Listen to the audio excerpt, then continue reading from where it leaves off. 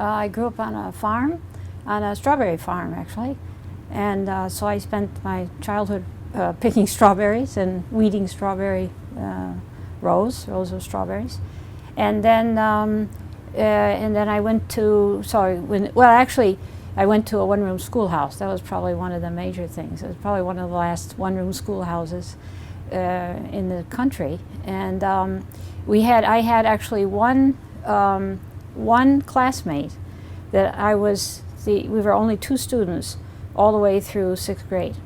So for almost my whole primary school, I had just one classmate, and then we were shipped off to the city school where there were now 100 people or something. So where was this? This was in Lower Michigan, downstate Michigan, about 30 miles from Ann Arbor, Jackson, Michigan, actually, 30 miles from Ann Arbor and Lansing. So it was. So we lived in the country, and it was quite an interesting time. And then when I was looking to go to college, the question was, where would I go? And of course, University of Michigan would have been the kind of what one would think about.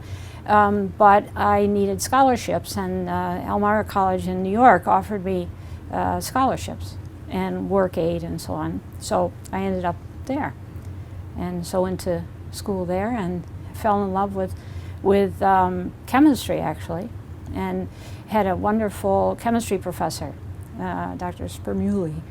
And so she was fabulous, and then it came time, then what are you going to do afterwards? And it seemed like, well, chemistry, I guess you should go to graduate school. So then I went to Indiana University in the chemistry department there.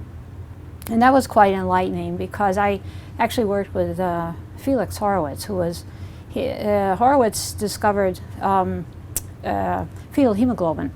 He was from Prague originally and had moved to the United States, and in Bloomington, Indiana, and was interested in the chemistry of antibody molecules.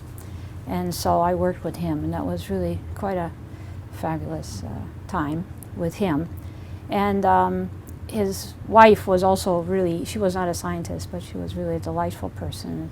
Loved the outdoors. And Indiana, Bloomington is a fabulous area where there are all kinds of state parks and areas to walk in. So we would go hiking a lot, and so it was a wonderful time. And it was a time when chemistry, I think we were only 2 women in the whole department, basically students, and there were no women, of course, on the faculty at that time. It's, I think, started to change there, but I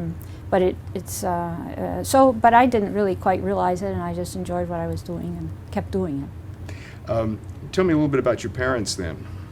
Well, my mother was a stay-at-home housewife, so to speak, and my father was actually he had a job, but he really mostly was did farming on he did farming on the side, but he had a kind of worked in some sort of a factory kind of place, but did the farming.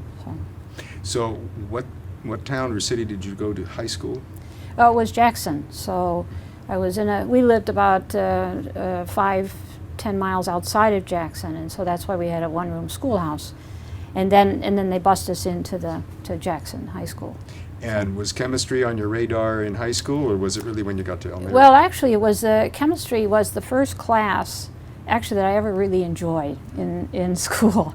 Of all things, yes, right. So I had a wonderful teacher, and I thought, gee, this is really fun. And so it was the first time I really studied for an exam or for whatever.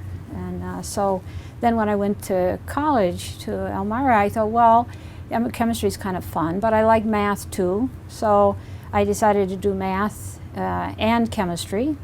And then finally the chemistry professor said, you're spending too much time in the chemistry lab. And so I decided then to major in chemistry.